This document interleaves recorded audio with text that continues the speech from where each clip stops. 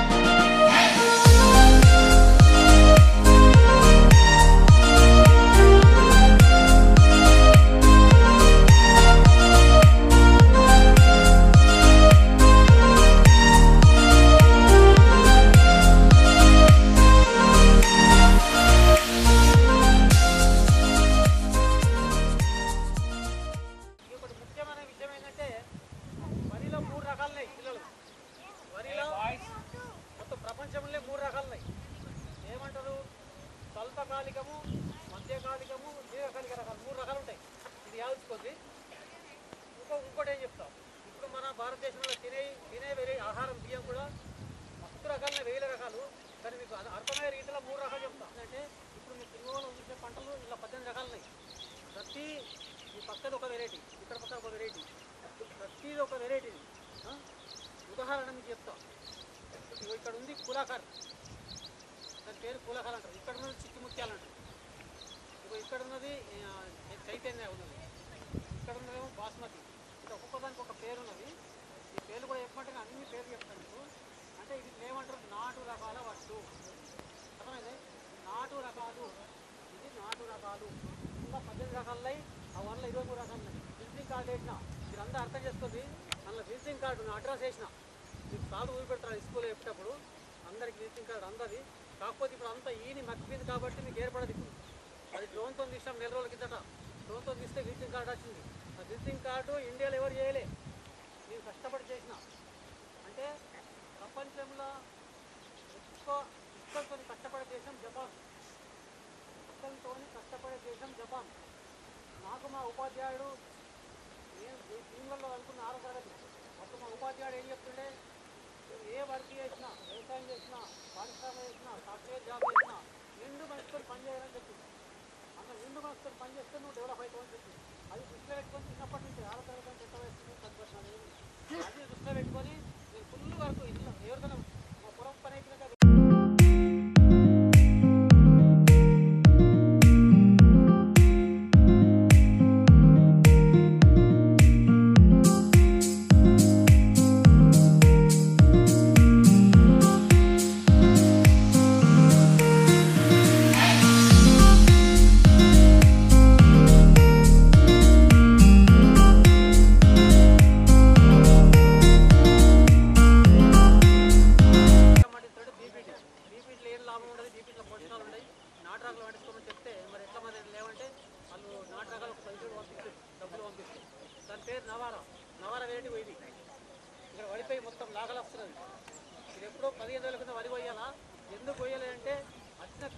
వచ్చిన రైతులందరికీ నేను చూపించాలన్న పంట రకాలైనా సరే కానీ మీకు అందరికి అర్థం కాని ఉద్దేశంతో వాళ్ళు మొత్తం పడిపోయింది.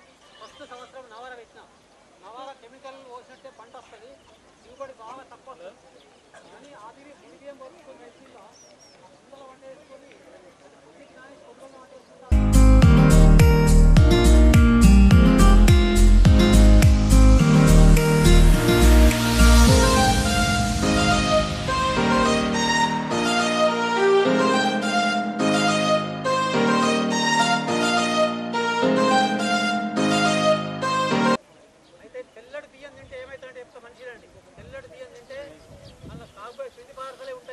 పోషకాలు ఫైబర్ ఏమి ఉండదు కాబట్టి తెల్ల బియ్యం తినకూడదు. సింగిల్ లేయర్ తినాలా, లేకపోతే పూర్తిగా 3 బియ్యం అన్న తినాలా.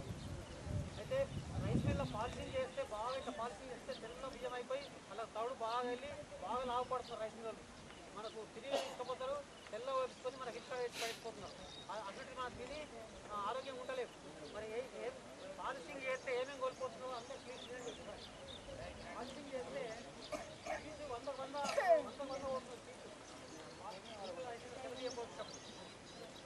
ఫాస్ఫరస్ 50% పోతుంది, 50% పోతున్నారు. మాంగనీస్ 50% పోతుంది, 50% పోతున్నారు. ఐరన్ 60% పోతుంది, 40% పోతున్నారు. విటమిన్ B6 90% పోతుంది, 10%.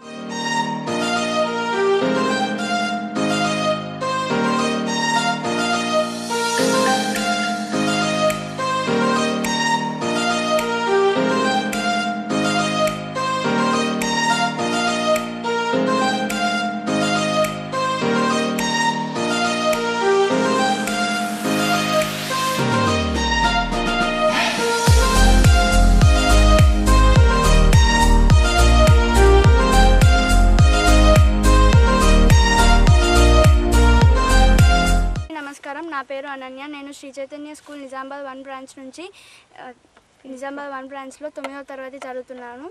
ఈరోజు కేశాపూర్ రోడ్లో ఉన్న ఈ చిన్ని కృష్ణయ్య తాత వాళ్ళ పొలానికి వచ్చాము మేము. ఈ తాతయ్య గారు ఎటువంటి చెడు రసాయనాలు యూజ్ చేయకుండా ఇక్కడ ఉన్న పొలాలన్నీ స్వచ్ఛంగా పండిస్తున్నారు. ఈ రకాల విత్తనాలను తెచ్చి రకరకాల పంటలు పండించి ఇక్కడ ఎటువంటి రసాయనాలు లేకుండా ఎలా పంటలు పండించాలో ఉపన్యాసాలు ఇస్తూ ఇంకా చదువుకునే పిల్లలకు మంచి నాలెడ్జ్ని కల్పిస్తున్నారు. ఇక్కడ మనం ఇక్కడికి రావడం వల్ల పంటలను ఎలా పండించాలి, ఎలా ఉపయోగించవచ్చు అని నేర్చుకోవచ్చు. ఇక్కడికి రావడం వల్ల మేము ఎన్నో విషయాలను నేర్చుకున్నాం. ఒకటే విధంగా కాకుండా రైతులకు ఆకర్షణ కలిగించేటట్టు వివిధ బొమ్మలుగా వేసినందుకు ఇక్కడికి వచ్చి ఇదంతా చూసినందుకు మాకు చాలా సంతోషంగా కలిగింది.